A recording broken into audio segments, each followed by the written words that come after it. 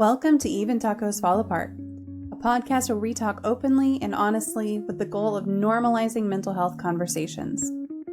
I am really glad you're here today because this episode is one of the raw ones. We are talking about depression and recovery, something that way too many people experience, but not enough people talk about out loud. Depression doesn't always look like what people expect. It's not always crying on the bathroom floor or staying in bed for days. It can be going to work every day, taking care of your family, smiling in front of people, and still feeling completely empty or disconnected inside. Recovery isn't clean or predictable either. It doesn't always mean you beat something and move on. Sometimes it looks like showing up again, even though you didn't feel like it yesterday. Sometimes it's admitting you need help when everything in you is telling you not to. Recovery is about learning to live with yourself in a new way, whether that includes therapy, medication, rest, connection, boundary setting, or just remembering to eat something and drink water.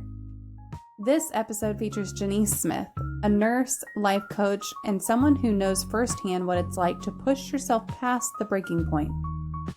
Her story includes a diagnosis that she didn't expect, burnout that snuck up on her, and a stroke that changed everything. We dig into this story, the hard parts, the guilt, the shame, the hiding, the pressure to pretend you've got it all together because other people are depending on you. Genese gets it, and the reason this conversation is so powerful is because she has been there, and she doesn't sugarcoat any of it. Now, before we jump into that, I want to take a minute and talk about the month we're stepping into. It's hot, it's busy, it's got fireworks, and for a lot of people, July is emotionally heavy. If you're in the US, you're probably surrounded by messages about freedom and celebration and summer fun, but this can also be a month that brings grief, loneliness, and even anxiety, especially for folks who are feeling disconnected, overwhelmed, or isolated right now. Some people are managing family stress, some are navigating trauma anniversaries, others are dealing with the financial pressure of trying to make summer memories while also just trying to keep the lights on. If you are not feeling light or festive right now, you are not alone, and there is nothing wrong with you for feeling that way. So in this space, we are holding all of that, the big, messy, conflicting emotions, the real life behind the highlight reels. And with that, we're going to jump into today's conversation. Here's my interview with Genese Smith on depression, recovery, and everything in between. This one's full of honesty, perspective, and the kind of insight that only comes from living through it. Stick around. There we go. Hello, everyone. Welcome to another Mental Health Monday here on Even Tacos Fall Apart. I am so excited for our conversation tonight, and I am so glad that you are here listening and here watching and here to join us and join the conversation. We are going to be talking about depression and recovery and the healing journey that Genese Smith, my lovely guest tonight, has been on. So I'm really excited to get to that. Before we get to that, I just want to say we do have a question queue open. If you are looking to ask a question, type exclamation point, the letter Q, follow that with your question, and that'll get your question into a question queue so we can make sure to address it while we are live here today. And I love it when people ask questions, so please feel free to ask questions. Rose, I see you in the chat. Thank you so much for being here today. I'm so glad that you are here and welcome. So today I am talking with Genese Smith, a registered nurse with 28 years of experience who became a certified transformational life coach after her own journey through depression. Genese felt called to support women over 40 struggling with hopelessness, guiding them through coaching, counseling, and spiritual support. Despite facing personal and professional challenges, she continues to share her story to inspire others. She now embraces nursing as a ministry and is developing a course to help women navigate life struggles. Genese is here to talk about, as I mentioned, depression, recovery, and the healing journey that she has been on. So Genese, thank you so much for being here and for agreeing to have this conversation with us today. Thank you for having me too. Absolutely. Such a pleasure being here and being able to share my story. Thank you. Yeah. We were talking ahead of time about just how much we each love to hear other people's stories and everything. And I think it's just such a treat to be like, tell me what you've been through. Tell me about your life. Tell me where you've been in life, because sometimes you can find things that really are similar to something you've been through or something you've never even considered to be a challenge for other people. And either way, you learn something. Either you make that connection with your own life or you make a connection with, oh, wow, other people have been through this. I had never considered that. So, really, yeah, love it that you're here. Love it that you're here to share the story 100%. If y'all are looking to connect with Genese, I do have some links for you. So I'm going to go ahead and post those. Oops, where did there we go. I'm going to go ahead and post those for you guys. She's got Facebook, Instagram, LinkedIn, Alignable. If you're looking for her anywhere on there, make sure that you go and find her, look her up, give a couple of her posts a like, give them a little comment, anything that you need to do. And then, yeah, like I said, just welcome. Really, really happy that you're here. We do have a question in the question queue already. Rose would like to know if you crochet. Well, I tried learning when I was younger because my mom did it a lot, but unfortunately, I didn't keep it up. So, no. That's okay. I know Would you like? Rose makes amazing little crochet projects and everything. She's posted a couple of the pictures to our Discord. It's just really neat to see. Like I am not a crocheter, but it's really neat to see when other people are. Yes, yes. For sure. So, can you just tell us a little bit about your experiences and what made you become interested in specializing in nursing and coaching? All right, let me see. I would start with nursing first because and what I'd say, unlike most people, most people say that they've always wanted to be a nurse. I've never always wanted to be a nurse. So nursing was actually what I'd call a default for me because growing up I wanted to be a doctor, right? I love the sciences, I love biology, and I'm going to say something that's going to sound really gross, but as a child growing up, there are these baby frogs, baby toads. I would like have a little scapula and I would cut them out and I'd open them up. And I know it sounds gross, but it's just what I did as a kid. And the lizards, I'd get them, I'd find them, and I'd cut them and I'd open them. So I mean, biology was just really a really good experience for me. So I was really good at biology. I loved it and I excelled in it a lot. But when it came to chemistry and physics, it was just not a natural for me. And I didn't do that well in them. But, just looking back, sometimes you will look back at your life and I just think I took a lot of things for granted then. And I think I wasted a lot of time. And if I'd spent more time studying, I think I would have passed it. But unfortunately, I did not excel in chemistry and physics. So at the end, I didn't meet all the subjects that I needed to be a doctor. So then they had this pre-qualified nursing program that they were offering. And then at that time, I joined it. And then from there, I never looked back. It was just nursing for me. I just went into nursing. And like I tried to leave from nursing as I go along because I didn't like the hours. But, I'll get back into that hopefully later in the program. And I'll probably say more about that. But for now with the transformational life coach, that's totally different. This one was by choice. And it was on one of my quests to do another business. And doing that business, I was like really burnt out doing the business. And I was diagnosed as being clinically depressed. And my doctor gave me an ultimatum to either choose the business or choose my health. Wow. And so I had that ultimatum there. And then I went through depression there. I went recovery, and having gone through, I'm just trying to see how I can summarize it by not getting into too much, just to answer the question. And then having gone through that and realized that, people can actually be helped through it, and seeing that there were so many people going through depression, and sometimes you don't see something until it touches your life and then it becomes a part of you. And then I realized that, I really wanted to help other people who were going through that. And so I said, I saw where my life was transformed. And so then that's why I decided to be a transformational life coach through that, just to summarize it. Yes. Yeah. It's always interesting to me, especially when someone works in health or mental health or helping people in some way, how they got there. Like some people are just like, I felt called to this. This is where I was meant to be from the very beginning. I always knew. And then for some people, it's like I experienced something that really opened my eyes and made me want to do this, which was the case. That's why I have this podcast. Something happened in my life, and I was like, oh, I need to help people. I need to do this. I need to help people because what if someone else is going through this and they don't know that they're not alone? So just hearing you talk about, you really enjoyed it but then you're struggling with all of this and you're like, okay, now I'm here to just share my story and kind of help other people where I can. That's really inspiring. I think that that's great. It's quite a journey. Obviously you're not finished with your journey or anything. So how do you balance now, having been through burnout, having been through depression, you're on, kind of this recovery side of things. How do you balance nursing and coaching and taking care of your own self and your own well-being? That's a good question. And someone would think that I've learned by now, but I haven't actually. I want to still say that I'm still a work in progress.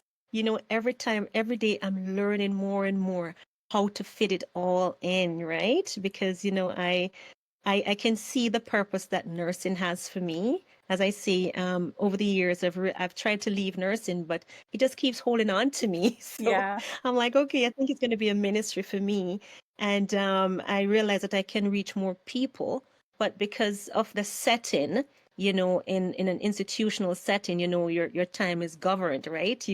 You're like chop, chop, chop, right? You have to do certain things in certain times. So then you don't get a chance to do the things that you'd want to do, right? So, and then you have to do all these upgrades and everything. But what I try to do is have a schedule.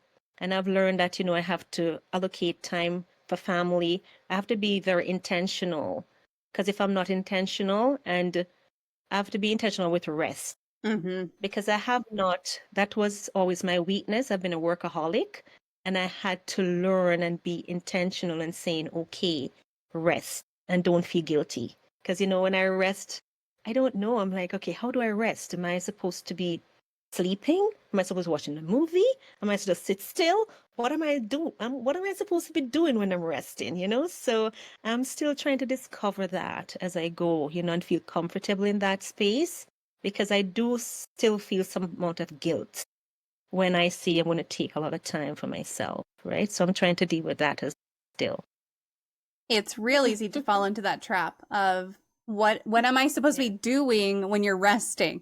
Because it's like the rest is the thing that you're doing.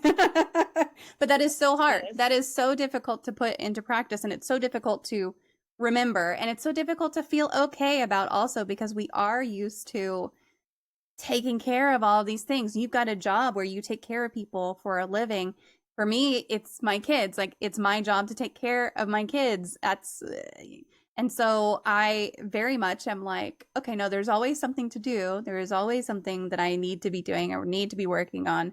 It's really hard to just say, okay, it's actually okay if I just for a day don't actually accomplish anything, because the accomplishment is the not doing. But that's really difficult. That is incredibly difficult to internalize that it's okay to do that.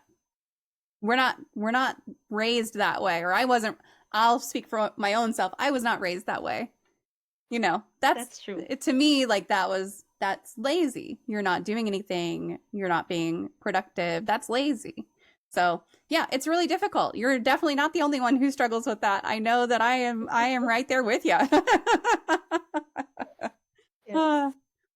Is there a movie you feel more people should see, maybe during one of their rest days? Oh, yeah, it's something that would encourage them, especially for persons who like give up on themselves.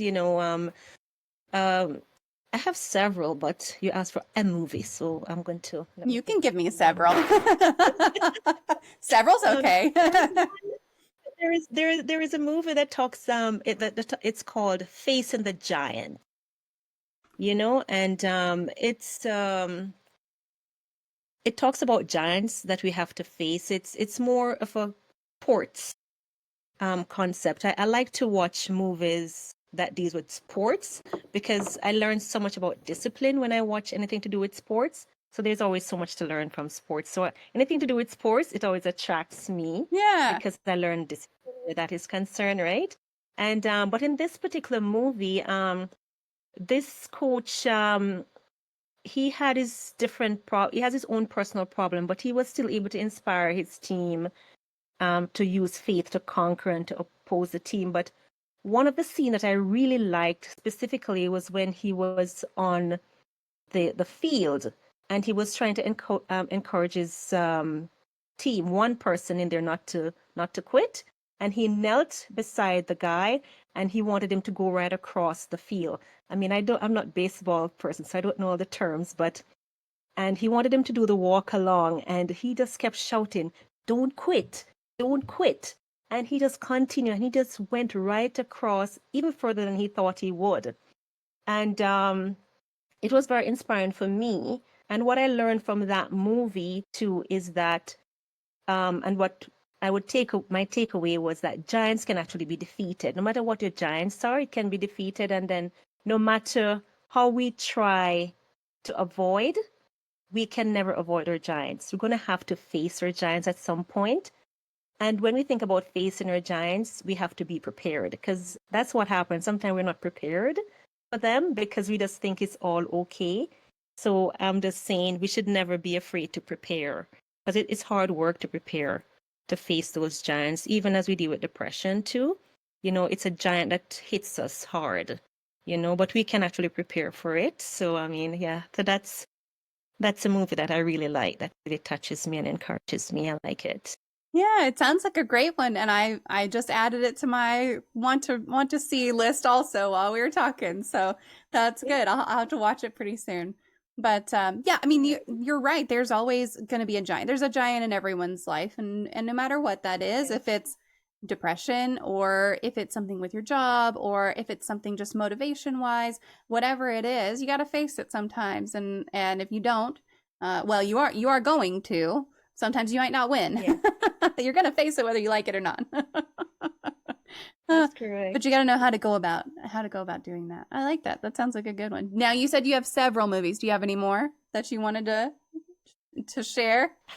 Um, there is one called um, War Room, and it's a lot of the movies that I watch are Christian based because I watch that just to build my faith sometimes. So, and War Room, it's one that say that you need to have a room where you war, where you're fighting in the place of prayer, you know, about whatever you're facing in life. And it was this elderly lady. She was encouraging another lady who was having problems in her marriage to pray more because I mean she was going through so much. Her husband was cheating on her and she was just frustrated with what was happening. And she just thought that, I mean, how she put it was that the enemy got into her house and she Mm. got really angry with what was happening. And I think there are times when we should get frustrated with things that are at us. I mean, we're lovers and we're not fighters, but when things come to attack her love and attack her family and attack who we are, we should really fight and say no more, you know? And that's what I like when she just got up and just started to speaking things and said, you know, no, I've had enough. This is it. I will have this no more, right? And yeah, so I really like that too. But on the secular one, I would go to a secular movie that Sure. I really like. It's Pretty Woman. Ah, I yeah. watched that movie over and over again because I really like that movie. And it touched me because it's someone she didn't think a lot of herself, but now she met a man who put purpose into her life and it just changed her life around. It just made her a total different person. And I just learned so much from that, you know, from the person who she was and who she became after that encounter, you know. Yeah. So yeah, I really like that as well. Yeah, that's a Yeah. great one. Well, I haven't seen the first two. I'll have to go back. I'll have to go and watch those at some point for sure, and I'll let you know how that goes. So, Yeah. getting back to kind of your personal story, can you share a little bit about what your experience with depression was and kind of what led you to seek help eventually? Okay. Well, I'm laughing because I didn't seek help because I thought I was depressed. Yeah. Right? I didn't think I was depressed because everyone knows me. As far as I'm concerned, people who know me would not put depression in the same statement with me, right? Because I'm just like a happy-go-lucky person, you know. I'm serving people, I'm doing everything for everyone, right? But there was, as I say, when I started this specific business, I felt like I was working like 24/7s, right? And I was helping everyone. Everyone, they were satisfied with what I was giving them. But when I came home, I was so exhausted and I found that I was crying a lot, you know. I'm Mm. talking to my husband, different conversation, I'm crying. I'm like, what's going on? And I was just getting really concerned about, I wasn't coping a lot very well, but I didn't see it as depression. But I said, I have a very good conversation with my family doctor at times. So when I had my next checkup with her, I said, okay, let me have this conversation with her. And I'm like, I find myself crying. She said, Genese, that's not normal. I'm like, yeah, I'm crying. Like people cry. I mean, she said, that's not normal, Genese. You can't be crying all the time. And then she gave me a series of questions to answer. You went through these questions and I answered them. And, the score came up, that I was depressed. I'm like, she said, you're depressed. I'm like, no, I'm not depressed. I can't be depressed. And I'm thinking too, I'm a nurse. I'm a nurse. I should know better. I wouldn't allow my life to reach a point that I'm depressed. Like, who does that? That's so I was feeling everything at that time when she told me, I mean, I'm depressed. So I'm shocked.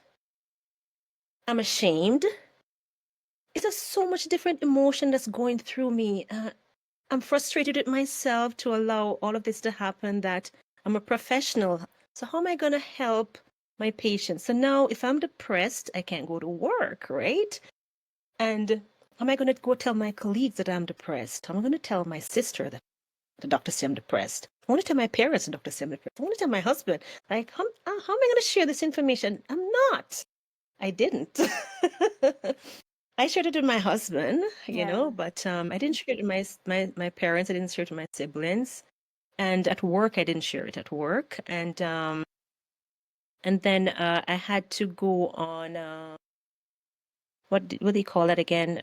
When you're on modified. So she Mm. put me on modified duties. So I was doing 8 hours. So I was cut down to, instead of doing 6 days or 5 days a week, I was cut down to just doing 4 hours. And like they don't necessarily have to tell why you're off sick. They just say, cannot come to work. So, I mean, I just handed that in to my manager. Yeah. And I didn't discuss it with my colleagues because I was embarrassed. Like, how do I tell them? And so I was unmodified, like I had to go check up. And then there was this group of persons too at the workplace, because whenever you have to be off for a certain while, then you get um, referred to another group of people to monitor you as well, right? So, I mean, that part was the hardest part for me, stopping from work. And I'm a very emotional person, and I feel some tears coming. Please help me. I'm just gonna It's okay. It's all breathe. right. Yep. Breathe. Take your time. It's all Um, good. but um, but I stopped from work for a bit, and I could feel a little bit of difference. But when I stopped from work, I didn't know what to do at the time. So you would think that I would use the time to rest or sleep, but it felt weird Yeah. not working. So of course I started going on the internet, probably searching all the stuff, what did I do? And and then I started doing courses too, because I didn't know what to do with myself, because I'm not working. But it was an interesting journey for me. And I kept most of it to myself. It was not until after I went through it that I was able to relate to other persons about it. Yeah. but I found it hard to deal with, just the embarrassment and the, yeah, Yeah, kind of yeah. that shame again, that piece of it. Yes, yes. It's interesting that you And talk that's the about, stigma that's attached to it, yeah, because when you hear yeah, people talk about other people, they whisper and stuff. So you're yeah. like, I don't want to be a part of that You don't want to be the name being statistic. whispered around. Yeah. Yes, yes, yes. Yeah. It's interesting to hear you talk about, it was easier to share with your colleagues after you were already back and already everything. For me, when Yes. I was going through postpartum depression, it was much easier to share with people because I'm like, this is a chemical imbalance. I'm medicating it. It's going to be fine. Like, this is what has been wrong with me. Easy, easy, easy. Yes. But then whenever I was going through depression later, unrelated to hormones and more related to things that were going on in my life, it was really difficult Yes. to open up about that. It was really hard because I'm like, okay, well, last time it was postpartum depression. Now it's just like major depressive disorder. And how do I share that with who is going to understand that? And it's really hard Yes. because you're like, oh, my friends will understand it, but you don't want your friends to view you differently, And at the time I was married and boy, my husband was not really going to understand it. So that was kind of a no-go. But it's so much easier to share it whenever it's something that you're like, here's the reason. But with depression, there Yes. is not always a real reason that you can point to and say, this is the thing that caused my depression. Yes. Yes. That's Yes. hard. But good on your doctor for saying, hey, that's not normal. Let's do this other thing. Let's do this other assessment. Not all doctors would catch Right. that. Not all the doctors, at least here, would spend the time with the patient to be able to catch something like that. So good for your doctor. Good for you for being open and sharing and everything. Yeah, that's incredible. Yes. Mm-hmm. And I will also just say, like, I'm a crier. I cry all the time. So if you need to cry, it's all good. We're okay with that here. Most definitely. Just grab a tissue. It's all good.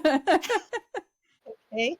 You mentioned this a little bit, but you mentioned kind of like you're a nurse and how are you going to explain that you're a nurse who has depression?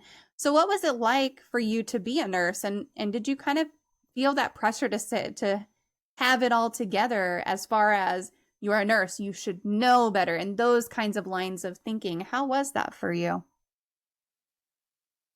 Well, I mean, yes. I mean, I felt that pressure, and I think it's also pressure that I put on my own self. Yeah. We put these pressure on ourselves, and when we check it out, probably no one else is putting that pressure but ourselves, right? But I think it's just me putting it on myself to say, "Oh, I'm a nurse. I should know better. I should be taking better care of myself. I should have seen it coming, you Mm. know." So I think it was just the pressure that I personally put on my own self that I had to have together. But as I looked around, and it's funny, um, when you start experiencing this yourself, you get to see people who are experiencing it. And then I realized that as a nurse, I was not the only nurse experiencing that, right? Which was interesting, right? Yeah. So then it made me feel a little bit more like a human to say, oh, Genese, it's not about being a nurse. The nurse is a profession, but you're Genese, a person. And persons go through emotional hurt Mm-hmm. and pain, and it's okay. So I had to give myself the permission to say, well, if you want to call it a mistake, you made a mistake, or you didn't do what you were supposed to do. It's human. You're human, right? So but as I kept my ears open more, because I found that I was keeping my ears open a little bit more, and I was finding out that there were people going through their issues, whether relationship, whether children were, whatever it is, and it was causing them, and it was affecting them emotionally, Mm. and they were not coping, right? And probably they were not admitting to the depression either, but they were still having coping issues, and they weren't dealing with it.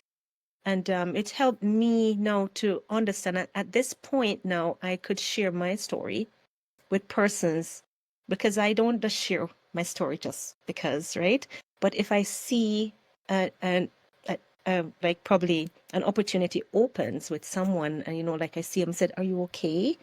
And then you get talking, and they open a little bit, then I can share my story to encourage them. So now I realize that what I went through was not just for me, but was also to help other people who are going through similar situation, who think that, listen, am I hopeless? Is my situation hopeless? Is there any way out?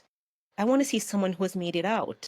So then I can be the testament to say, you know, I went through this and I came out. So if I can come out, you can come out also, right? So I took away that pressure from myself and I gave myself permission to be human and not just a nurse going through depression, but a human being actually experiencing it. I love the comparison of just like you're not your profession. You're not one thing, right? You are a human being with a whole range of human experiences and a whole range of emotions and a whole range of things that you face every day. And you can't just pin it. So many people are like, oh, I should have known better. Oh, because I do this, or I've seen this, or I've been through this. And it's like, yeah, but everyone's been through so much, and you can't expect yourself to be perfect, first of all, and to know everything until you've been through it yourself anyway. And even if you've been through it before, there's still a chance you'll go through it again. So, yeah, it's, I'm glad that you kind of saw the people around you a little bit in a different light too, because that was my experience as well. Just as soon as I started understanding what I was going through, as soon as I started, I was a little more open, like I said, with the postpartum depression. And it was super like people just immediately be like, oh yeah, I went through that too. And then tell me their story. And it's like, yeah, okay. I had no idea that so many people in my life had struggled with this because no one talks about it. So it's good whenever you can realize I'm not the only one. It makes a huge difference. What was the turning point that made you realize you needed to shift your approach to healing? Yeah, turning point. I don't think it was just one quick turning point. It was just over a period of time. You know, you get up in the morning, you don't recognize a person. You're like, I don't recognize, who's this person? You're looking in the mirror like, who is this person? Like, and you realize that I don't like the person who I'm becoming, you know? And in your profession, a lot of people may not see because they see the professional, so they will compliment you on what you're doing. But in your inner circle, your family, your friends, you're seeing the change, and you're like, you're not the same person. You know, my husband is seeing the difference. My friends are seeing the difference. It's like my attitude starts pushing them away. It's like I want to be by myself. I don't want you. I don't want you. Stay away from me. And I think it's my way of saying they don't understand. I want them to understand. I'm trying to let them understand, but they're not understanding. So I'm like, oh no, go away. Just you're not helping me right now. So let me guard myself. Let me save myself. Let me protect myself right now. So what was happening is that I was pushing away a lot of people. I wasn't trusting people as much anymore in my inner circle. I didn't trust them anymore, and that attitude was coming out, right? So I was finding fault with everybody. They say something, they give me constructive criticism. I took it offensively, and I'm like, go away. Just my attitude was saying something different, right? And I just didn't like that person, you know, and I used to laugh more. And I found out that I was getting angrier quicker and I was getting upset quicker and I was laughing less, you know, and it just is over a period of time that I'm like, oh my goodness, what's going on? And it's just funny how help comes into your life. It's not how you really expected it. Because while all of this was happening and I was denying the depression, my husband was diagnosed with borderline diabetes, right? And his cholesterol was high. And he looked at me and the doctor gave him prescription. He wouldn't fill it. I'm like, what are you doing? And you know, the nurse part of me is like, Yeah. you gotta take your medication, right? And he's like, I don't want to do this. I want something non-conventional. Can you find someone who is non-conventional? And it was while looking for someone for him, for his borderline diabetes non-conventional, like a naturopath, then I set up an appointment with him. and he had the appointment with this lady, and he's like, oh my God, Genese, I love this lady. She's good. She knows what she's doing. I want to go to this program, and I want both of us to go on the journey together. And she was like holistic, right? And we went on that journey together, but it had to do with diet and also weight, because my husband is bigger built, right? So I am smaller, he's bigger, right? So his diet was more around losing 10 miles. Of course, I didn't want to maintain my weight or gain. And so when we went on that journey together, she said to me, well, if your husband wants you to be there, your diet has to be different because you cannot go on a weight loss diet, right? And then we went on the journey together, but it was different. It covered mental health, it covered spiritual health, it covered physical health, it did diet, it dealt with environment, it dealt with forgiveness, it dealt with past. It just was just holistic. So it was during this time and this program, we went on it for a year. You know, we went on diet changes, everything. So it was after this coaching period that, as I say, this was another one by default because it wasn't for me, but it became helpful for me. So at the end of this one, I weaned from my person. Wow. Which, right? Yes. So, and I think I went away from the question. Sorry, what was the question again? Oh, no. I think I I think you're still kind of there, because we were just talking about what made you realize you needed to shift your approach to healing. I think you're still there. Okay, good.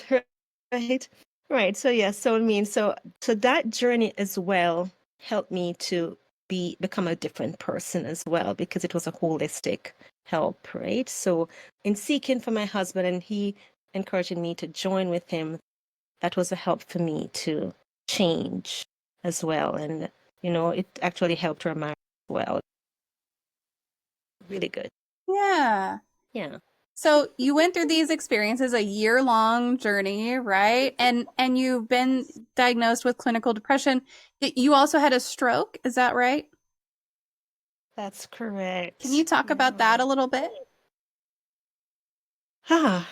Yes. So, it was just a regular day at work, and I was going to work, and then the phone rang. And it's funny because usually with stroke, you don't remember presence, but I remember all of these incidents right so clear. So the phone rang, and they were asking, "Are you coming to work?" And I'm like, "Yes, I'm coming to work." In my head, I'm like, "Why is she calling me asking if I'm coming to work? Of course I'm going to go to work." And for me, I wasn't late or anything. I didn't have any concept of time at the time. For some reason, I couldn't figure out what time it was. But on the phone, she said to me, "You don't sound right. I mean, you're not speaking clearly." I'm like, "What do you mean I'm not speaking clearly?" "I'm speaking clearly." So in my head, I heard myself. I was clear. Yeah. But she said I wasn't clear.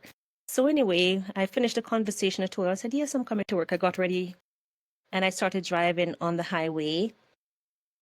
Leading to the highway, just before I get onto the highway, I just did not feel right. So I said, let me call one of my girlfriends who is also a nurse. And, I said, I don't feel good. There's something off. I can't put my finger in it. There's something's off. She said, call 911. So by the time I'm supposed to call 911, of course, I'm still driving. So I'm calling her and I'm driving still. And I'm calling 911 and I'm on the highway. And I remember looking to my side, and I saw this guy looking at me as if he's saying, "Why are you on your phone on the highway?" So anyway, I'm not looking at him. I'm talking to them on the phone. So when they answered, they're like, "Okay, what's wrong?" So I just told them exactly what I told my girlfriend. Just don't feel right. So they say, "Okay, put your hazard light on and just move over to the right." And I said, "Oh my God, where's the hazard light? I can't find the hazard light." And they said, "Okay, pull over."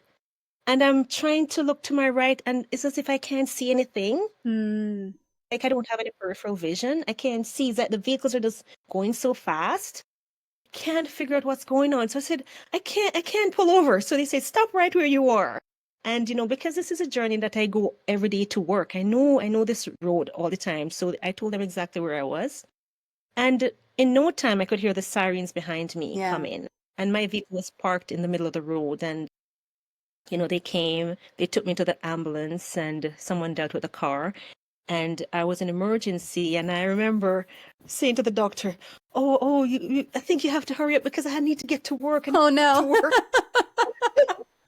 He said, oh, I need to let you know, you're not going to work. You're having a stroke. Yeah. And I'm like, what? And, that's another shocker for me, right? And yes, so I mean, of course, they're doing whatever. And I don't think I got a chance to call the unit until after everything was done. And then I was able to, let them know that I'm not. And it was the same hospital that I'm working that they brought. Oh my gosh. Yeah, so I was working on the heart surgery unit. And then that was like on the 9th floor. And then the emergency was on the main floor. So yes, I went there, and it is funny when you take on the patient role, you're just different. And I'm embarrassed to say I wasn't a good patient because I couldn't pee, and they wanted to catheterize me. But then at the time, I was having my period. I'm like, no way. In my head, oh, it's funny. I wasn't thinking logically as a nurse. I wasn't thinking logically as a person. I'm just thinking of someone going down there, and I'm having my period. And I'm like, no way. And I remember fighting and fighting. I can't remember how they got. I don't know if they tied me or they gave me an injection or whatever. But anyway, during the whole process, though, I remember a doctor, she just came right into my face and she just smiled at me, and she spoke to me, and for some reason I just felt safe. I just felt that safety. And yes, I was admitted for a few days, and I had to go through and everything. They gave me. I was off work for a while. Took me a while to get my medicine and everything. During that time, it was a very frustrating time for me because my memory went. And at the time, they were asking me, who they were testing your memory. So they'd ask me the prime minister. And I remember when they were asking me, I said, I know it. It's like it was in my head, but it couldn't come on my lips. Yeah. And I'm like, oh my God, this is so frustrating. And they were asking me questions that it was in my head, but it just would not come to my lips. And then, of course, I lost my peripheral vision. And then, of course, I had to meet the discharge criteria to show that I'd be safe being at home. But there was I just keep going back to square one. And I remember took up the Bible, and there were certain verses that I had to use to encourage me because I was just so angry, just so angry. But then I just kept using one verse just to meditate on it and just to use it to strengthen me. And it was just during that time. And then, I got, they visited me from the church, and, they prayed with me and, encouraged me. And my colleagues, work in the same place, they came and visit. Easy for them to come and see you, right? Yes. But it was a very challenging time, though. Very challenging time. Yeah. Do you remember the particular Bible verse that you turned to over and over? I think it was Psalm 37. Let me think. I think it was Psalm 37. And I was looking at it and I'm like, this Bible verse, it doesn't really speak to the situation, but it was just encouraging to me. Right, Psalm 37, verse 5, where it says, commit thy way unto the Lord, trust also in him, and he shall bring it to pass. Right. So, and I just, it wasn't related to the situation itself, but I just found comfort in that verse. And I just, saying that to myself, and found it in. Yeah. And you gotta find the things that bring you comfort, right? Like that's a big part of it. Yeah. How did your diagnoses, both of stroke and depression, and what you went through and kind of the recovery and everything, how did that impact your perspective on mental health and recovery? Wow. It was a big, big difference. And I just had to say, I'm grateful to have this experience because I see things so different. Sometimes my colleagues will look at me and say, oh, Genese, you're so patient, oh, how come you're so patient? And then sometimes, patients will look at me, oh, how do you do this? And I said, I'm able to do this because they would use the word like empathy, they think that I understood what they were going through. And I said it was because I have been on the other side quite a few times because I've been in and out of the hospital a lot, surgeries, for depression too, and stroke. So I've been there. So I know what it's like to be there, and I know what I want when I'm in that bed, So then I know I don't want people to be taking things personally. I just want them to just make that environment safe for me, make me feel safe. And that's what I try to do, So because I've been there, I understand. And especially with stroke patients, when people like shout and they're shouting at them, I'm like, you don't need to shout. They can hear you. Yeah. They're not deaf. They just need stroke. Because I know, right? Mm-hmm. I've been there, so I know there's not everything else is fine with them. It's just that the memories that and they hear everything, but it's just that it's not coming there. So because I've been there and I know how frustrating it is, I know I can speak to them normally, just like I'm speaking to someone else who nothing is wrong with them. So it helps me to relate more. And as far as depression is concerned, it has helped me to listen more to people. Don't be quick to judge what persons are going through. Take your time, listen to them. Don't be quick to give a solution either, because people don't necessarily want you to be fixing things. They just want someone to listen. Yeah. And it has taught me just really try my best to just put myself in that person's shoe and see if I can understand what they're going through, because I've been there and I know that's what helped me through when people were understanding. Mm-hmm. Yes. So yeah, those experiences have really helped provide better nursing care, I believe, and more understanding in those situations. Absolutely. That perspective of the patient side of things and then being the provider on the other side, it really does change how you view it. And you're kind of looking at it going, It oh, does. I was here and I wish that they had or hadn't done that in particular. Right? It's a unique opportunity Yeah. for sure. Let me Yes. let me switch over to the chat real quick because that's one piece is here and says honestly not on the topic of depression, but I'd say schizophrenia counts too. And if you have anything that you want to talk about, One Piece, you are welcome to chat about it. We're here to listen and incorporate you into the conversation if you would like to talk about what you're going through. So, are there any misconceptions about depression that you've encountered? One of the big misconception I find, like somebody, you would tell somebody that, doctors say I'm depressed, and they're like, snap out of it. Yeah, love that one. That's a good And one. I and I'm like, oh my goodness, that's insensitive, right? So it's a misconception, but not only it's a misconception, but it's just insensitive. Yeah. People just say, oh, just snap out of it. So they just think that you can just get over it, and I find that people think that because you're depressed, your diagnosis as being depressed, you're weak. So they'll say, Mm. oh, just be strong, get some rest and you feel better. Just think positive, think positive and you'll be fine. So, you're just going through a phase right now. So, I mean, you get over it. Just don't worry about it too much. So they just make light of it, I find. And it's a misconception that it's not something that you should deal with it. As I say, Mm.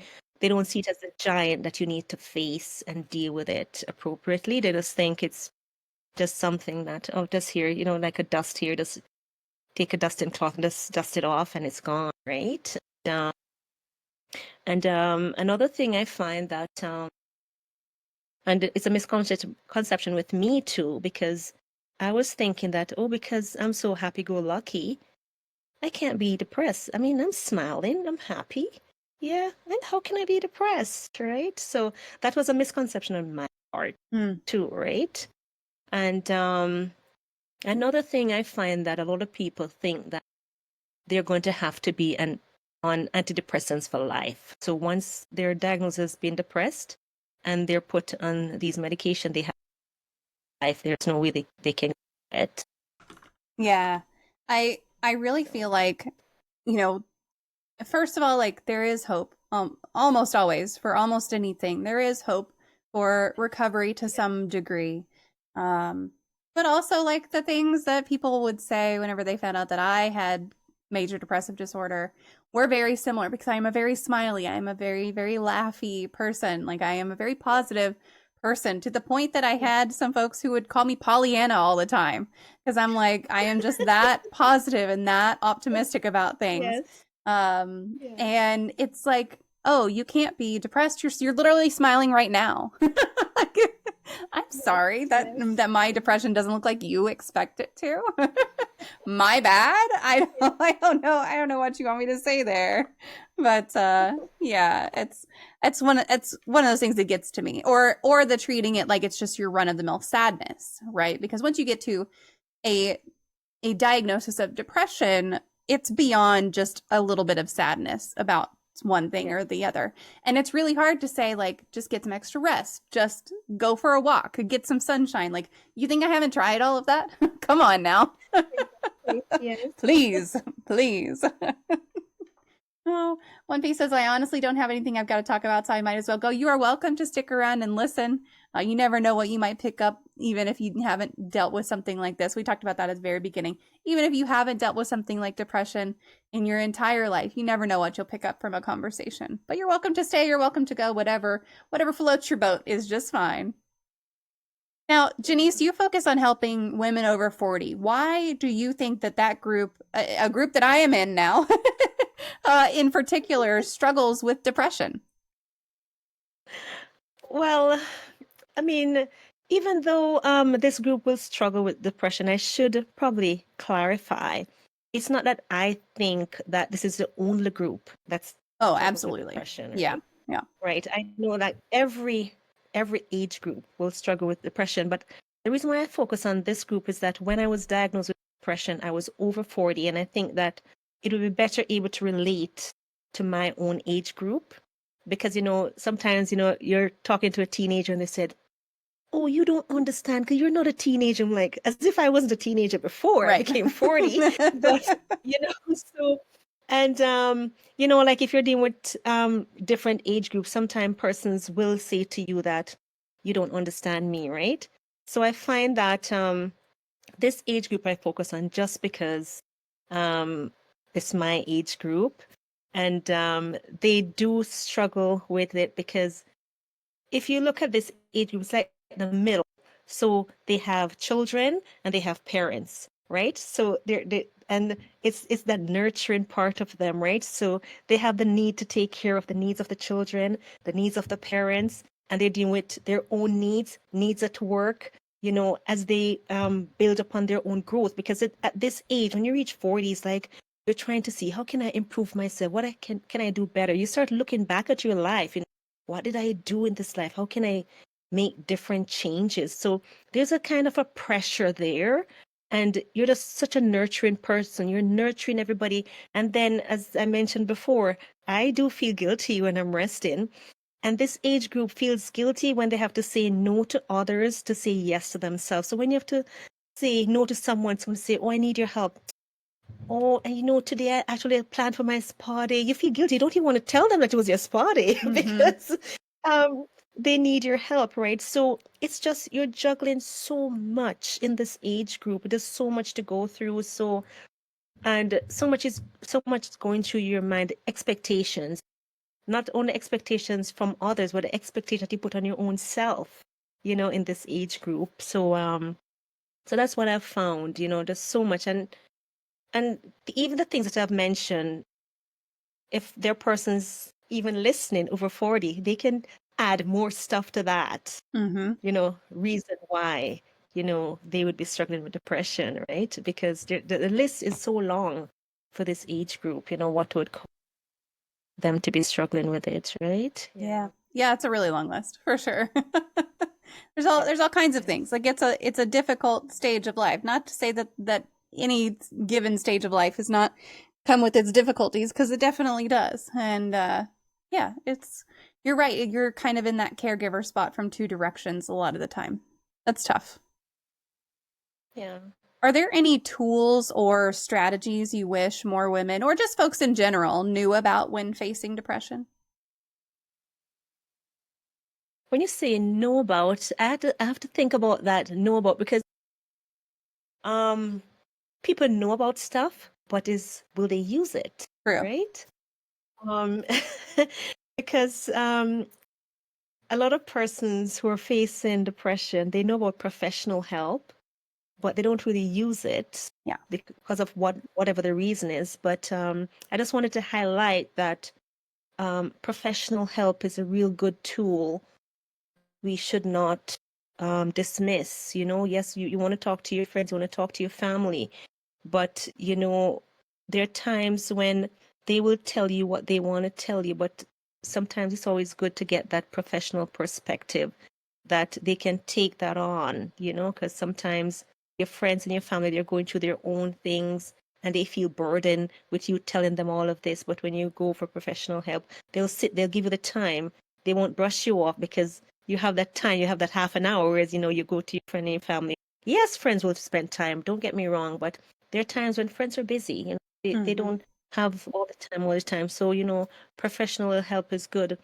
And what I learned too, that a lot of people will dismiss, and I dismissed it personally too, was diet.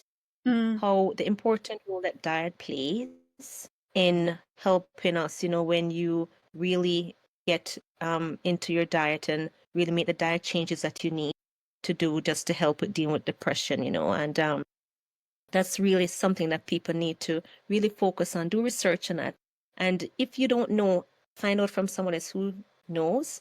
And if you don't know anyone, then of course it goes back to professional help, right? To get that. But one thing for sure that I know a lot of people overlook is gratitude journal. Mm. Oh my goodness, gratitude journal. That's a nice tool. I started doing that where I would um, have a book and every day I'd write 10 things that I'm grateful for, 10 different things that I'm grateful for. And it get me in the sense of gratitude all the time. So then I focus, it kind of redirects my thought. And it's not a quick fix. It's just getting yourself in a frame of mind. It's just developing that Hmm. that muscle, that extra muscle that will help you go on, because everything don't happen immediately.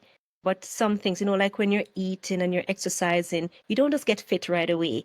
But over time, you see the difference. So a gratitude journal over time, you will see it as your thoughts focus. And when you pay attention to your thoughts, what are you telling yourself? What are you telling yourself?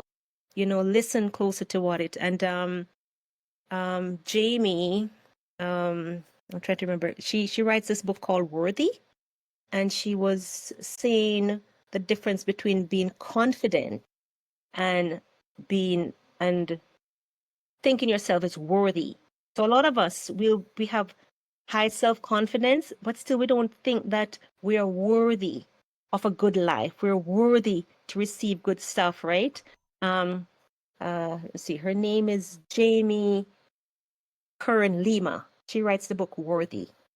Yes, and she talks about, everyone is worthy of love as well. So when we can start focusing on our thoughts, so that would be another tool that people need to use, and strategy, I always call it, where you're focusing on what you're telling yourself. Listen to yourself. What are you telling yourself, Are you saying I'm no good? Are you saying I can't do this, How can you change your story, Um, and I'm big on prayer, so prayer is when, I don't think it's something that I do because I think I'm righteous, but because I think I'm a weak person and I just need help. So the prayer is when I cry out to God and I say, God, please help me, because, today I'm not feeling good about certain things and I need help, and it's where you see the need for help, you accept help, because we're big givers. As women, we give a lot, but we don't receive help a lot. And I find prayer helped me to receive help from God to do and help me throughout. So prayer is good. Listening to music, Just spending quiet time and just meditating and reading good books, you know, audiobooks, whether you're going to read it, listen to it, those are a few things I think really good and really helps me. Yeah, a lot of those things kind of come back to the self-care aspect of it also. It's like what do you need to take care of yourself? Because I think that we as women of a certain age don't necessarily consider like we're looking at everyone else's needs, but what do you need to take care of yourself? Is it prayer? Is it gratitude? Is it reading? Is it listening to music? Is it any of these things? What would help you in particular? And it's hard if you are already depressed. This is something we've talked about before on this show for sure. It's hard if you are already depressed to come up with that list. It's hard to say what would Yes, help me right now if you're already depressed. So my advice that yes. I will tack on to yours is to just, if you are having a good day, if you are having a day where you feel like you are happy, you are healthy, you are on it, you are just thriving, right? Write down what would help you the next time you are not having a good day. Because you on your bad day can't come up with that list the way that you on a good day That's can. an awesome idea. Yeah. That's so right. Yes, Yeah. yes, yes. And then you can look back and you can say, "Oh, thank you, former me, for writing this down because I need it today." Yes, yes, yes, Yeah, we've absolutely. talked about that pretty extensively. Just the making sure that you have your list and don't try to make the list if you are already in a bad place. If you are already having a dark day, do not put it on yourself. It's just one more thing that you're trying to get yourself to do. That's not the time. We That's don't not want the to do place. anything on Yeah, dark no, days. no, no. You're Don't put tired, that you on want to there. sleep, you want to lay down, Yep. you just want to do anything, right? Yeah. Yes, yes, that's so true. How can family members or friends best support someone who's going through depression? Yes. I mean, a lot of people have, when they're going through depression, sometimes family members don't really understand as much as they want them to understand, right? So for family members, I think the best way that they can support is to listen more. Mm, Just take that time to just listen more and say less, you know, do less talking, forget about what you want to contribute to the conversation. Just take the time to listen and then for them to listen what's said verbally, non-verbally, what's said, what's not said, and just take that time and not to be quick to make a judgment statement, because mm, sometimes you tell your story and they start to tell you why. This is why you're depressed. This is why you're depressed because you're not doing this, you're not doing this, and you need to start doing that. So I'm just thinking how they can support. And sometimes, I am coming to realize that people say things out of love. Sometimes they love you and they want to care, but sometimes they don't know how to say it. And sometimes not what they say is how they say it too, right? And sometimes people are not very kind with the words that they say. And when you're going through that time, it's for them to be more kind, be kind, you know. It helps and see if they can fit their feet in the shoes that that person is walking in. See if they can fit their feet in there, and not to be eager to help mm-hmm. and to quick come up with a solution, and to be honest, if they don't know what to say, don't try to say something because they think they should be saying something. If they don't know what to say, just all they need to say is, you know what? I see you're going through a hard time. I really don't know what to say, but Yeah. I'm here for you. And I think, and if they don't understand, say it. I really don't understand what you're going, but I'm here for you. Just say all the things, what you're feeling. Uh, You know, they don't need to feel that they have to say all the right things anymore. Just just be themselves. Whatever they're feeling, just say it. If they're overwhelmed and they don't understand, because I mean, a lot of times, unless someone has actually been there, it's hard for them to really say, I truly understand what you're going Mm-hmm. through, right? Yeah, sometimes people say, oh, I know exactly what you're going through. And they've never been through a situation like that, right? So yeah, listen and just be nice and be kind. I think that's so important. If they need to give a hug, if that person likes a hug, give them a hug, and just sit in silence. Yeah. I appreciate the fact that you're not saying this is what's going to work for everyone, because it's definitely you have to listen to your loved one. You have to listen to your friend or family member about what they're going through. What are their experiences right now? And that can be really hard to do because we just want to jump to the solution. I've had to really rein that in a little bit with my kids because I've got a teenager, I've got an almost teenager, and I have to be like, okay, you've got an issue, let's fix it. And I have to hold myself back and say, do you want me to help you fix it? Do you want me to Yeah. advise you? Do you want me to take care of it? Do you want me to just listen? And just giving them that option of like, how can I support you right now? Instead of saying, great, I'm here to fix it. I mean, first of all, Yes. like you're giving someone the kind of support that you know they're going to need. You're not guessing anymore. You're saying, here's what I can offer. I can offer a listening ear. I can offer to help you try to figure out a solution. I can offer to take care of something like scheduling a doctor's appointment for you. But you're giving them the option to say, actually, I don't need you to help me with any of this stuff. I just need you to listen. Can you do that? And then you just Yes. listen for them. And it's really empowering because then you're giving them a way to identify what they need. And maybe they haven't thought of it that way before. Maybe they're just used to someone coming in and saying, well, if you talk to me, we're going to start to brainstorm and fix it. You're giving them that option to kind of identify how you can best help them. So I like that a lot. That's great. Yes. Great. Can you share an example of a moment or a time where you felt like you truly made a difference in someone's life through your work? So when you say through my work, was like just what I'm doing or at work as a nurse, you Either, talking? I mean, either as a nurse or even as, a coach or with what you're doing now, just, kind of Okay. developing the course and everything. Any of those would be fine. You take your pick. Okay. Great. I mean, sometimes people give you feedback, but I mean, one of the things that really touched me was, like I've been to different groups and, I became close to this lady and, she was really going through a really tough time. And after a while, she just started isolating herself from the group and she just isolated herself, and I kept, checking in on her. It's here, it's there, not really. And I remember one day, I just felt like I had this encouragement quote that I just needed to send her. Like it was a few words, a few words. And I wrote it and I sent it to her. And I didn't know what to expect, but because I mean she hasn't been responding that much, I didn't really expect anything. I just left it as is because I said, she's going through her time.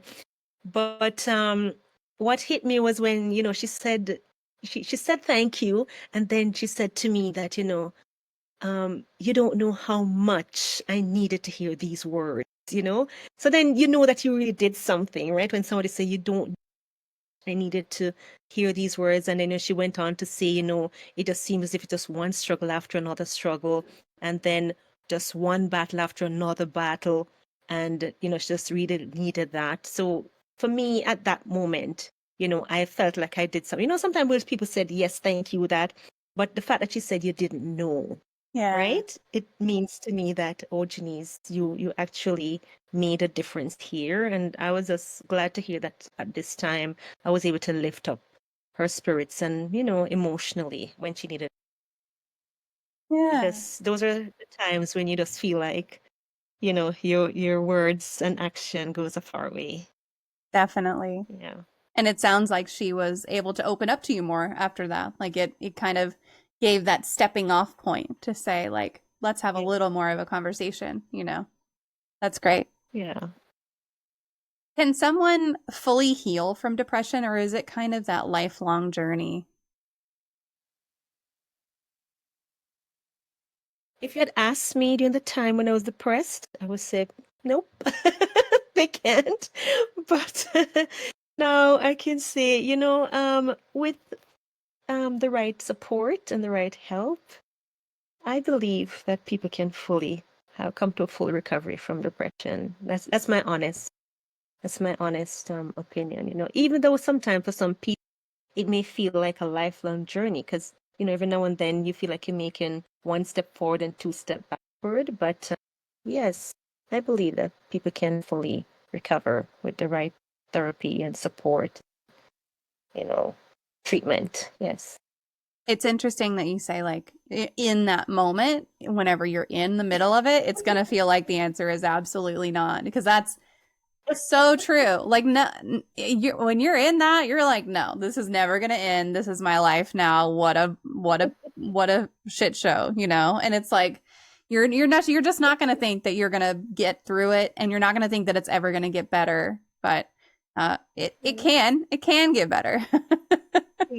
Yes, You got it to seek can. out the ways that are going to work for you. So Bite Mark sent in a question ahead of time. She would like to know, what is your favorite poem? My favorite poem. It may sound corny, but it's my favorite. Heights by great men reached and kept were not attained by sudden flight, but they, while their companions slept, kept toiling upward through the night. It's been my favorite from a child growing up until now. It's just my favorite. It's a poem that encourages me to always work hard. And when others are wasting time when they're sleeping, so when I'm up and I'm working, it's because I did the work, right? So that's my favorite. I like that. No, I don't think that's corny at all. I think that that's great. I mean, listen, any poem that brings you joy or brings you a smile to your face or inspires you, like there's nothing wrong with that whatsoever. Oh, I think that's great. Yeah. What is your favorite life hack? And I know we talked about this a little bit ahead of time, and sometimes people do have a little bit of a struggle like with coming up with kind of that life hack. Yeah. So if you have thought of one, that's great and you can share it. If not, that is totally okay.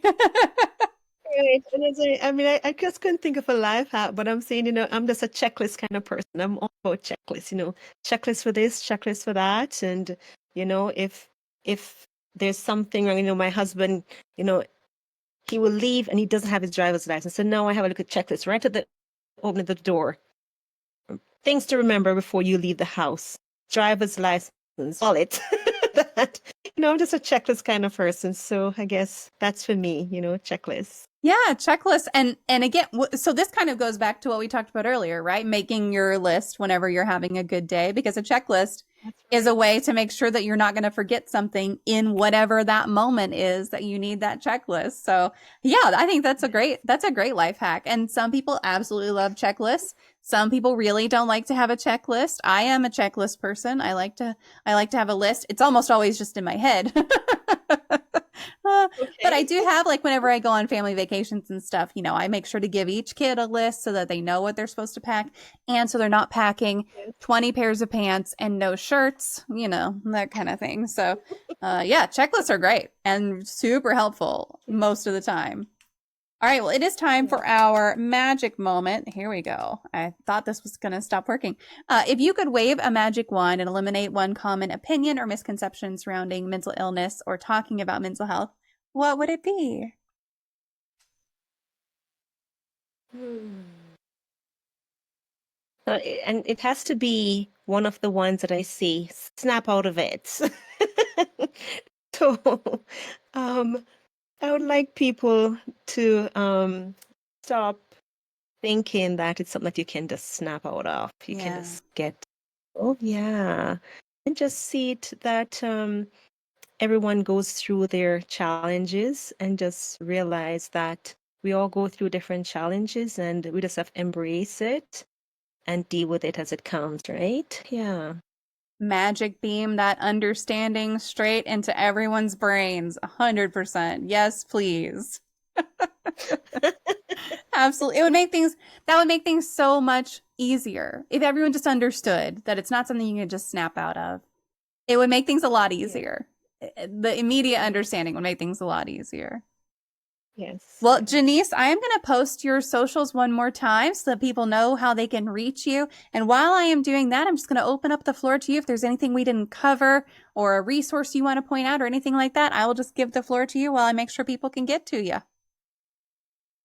Yeah, just before I came on, I said to myself, I'm going to jot down some important, I just was just trying to do it from what I've learned. So I just thought I'd just make a few notes here. So I did make a few notes, and I said I was going to say, that's what I want to say at the end, just to pass persons, for me.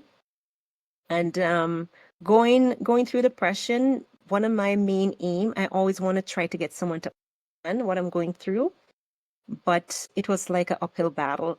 So then I realized that I want to encourage persons that don't spend too much time trying to get people to understand what you're going through and why you decide to do what you do. Because it's okay for people not to, because I mean, if you try and they don't, you're just going to frustrate yourself a little bit more.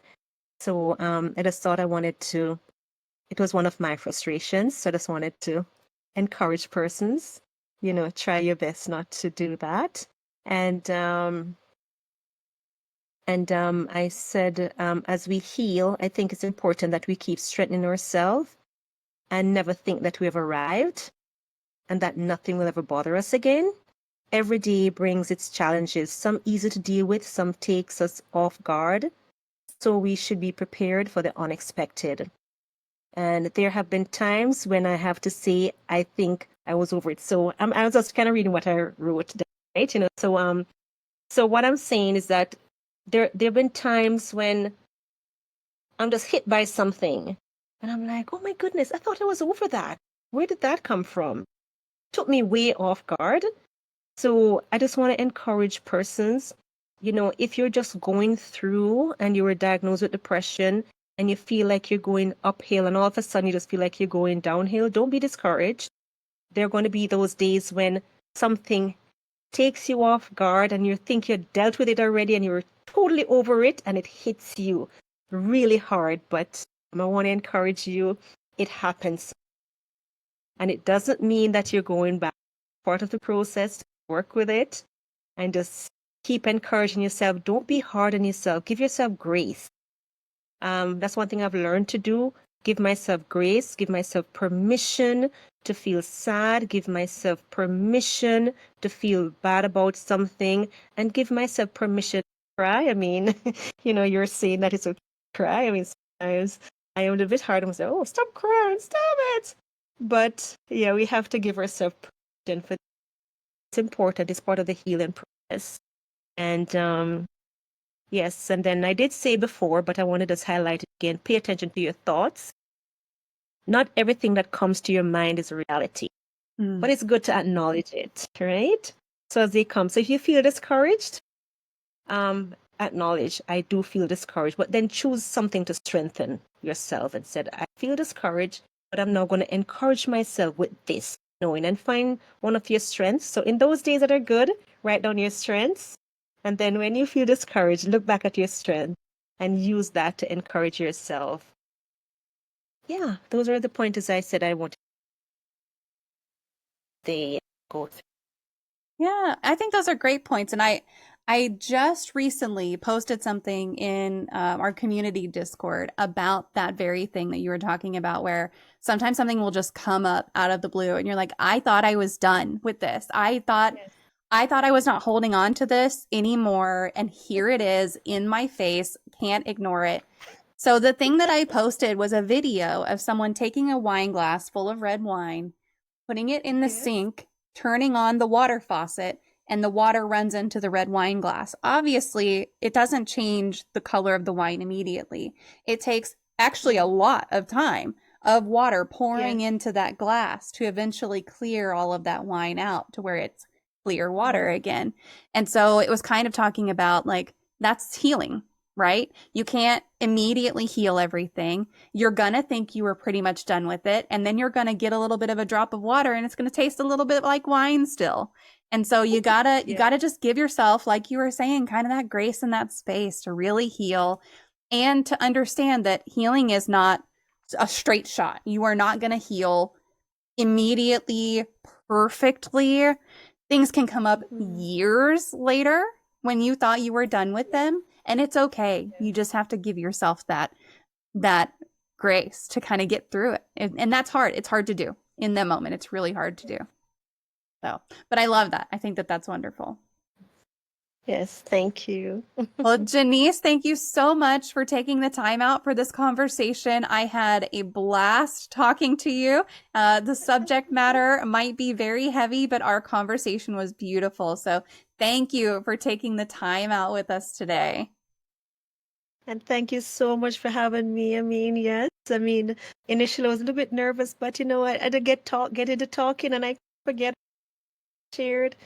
It's just nice sharing, and I'm just hoping that somebody here, wherever they are, will be blessed and be encouraged no matter what they're going through, knowing that there is still hope.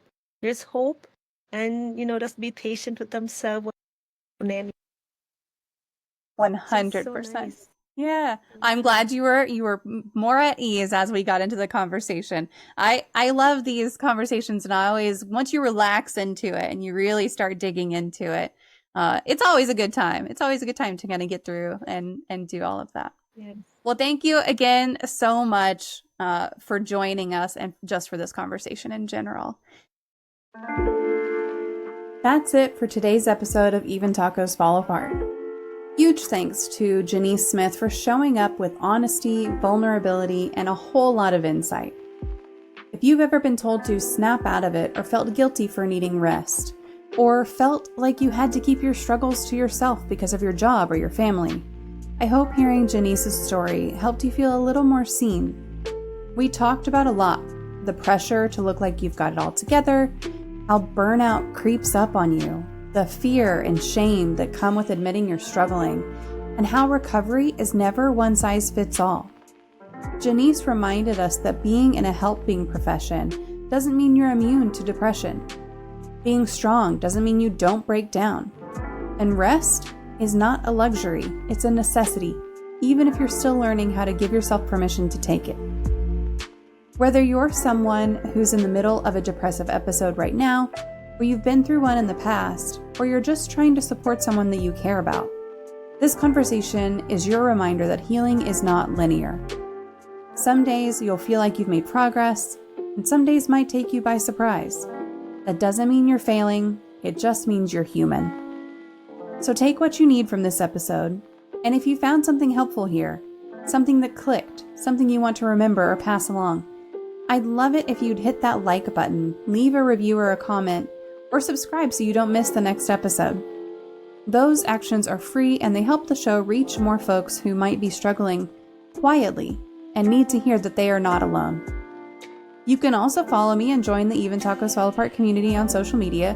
I am MommaFoxFire everywhere, but you can also search for Even Tacos Fall Apart. We've got a Discord server if you want to connect with people in a low-pressure, supportive space. And I always love hearing what's resonating with you, so the links are in the show notes. You can find how to connect with me and the community there. And finally, if today hit home, or if you're going through it and you're not sure where to start, just remember this: even tacos fall apart, and we still love them. And I still love you. Thanks for listening, and I'll see you next time.